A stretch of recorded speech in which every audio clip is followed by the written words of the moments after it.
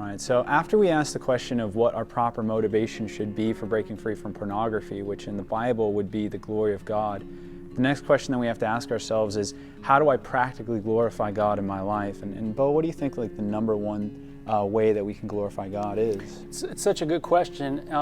We look at John chapter 4, and there's a story of Jesus meeting a woman at the well, and this woman was finding her satisfaction in relationships.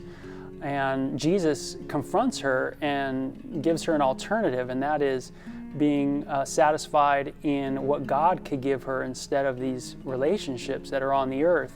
And so really the second thing I see is the way we can glorify God that kind of piggybacks on the first one is to drink from the well of Jesus Christ. And that's something we have to learn how to do, because for a lot of us, we drank from a wrong well for so long. I mean, I know you have too. Mm-hmm. Yeah, absolutely. I drank from pornography for so long, but the more God revealed to me in my life, the real thing that I was serving was my own self. I was finding my pleasure in selfishness and pride. And God had to really change my desires over time and through prayer. And He's still doing it to this day, of learning how to find pleasure, actual satisfaction in serving God, which is something, it was a concept that sounded so foreign to me. I never really equated God with pleasure.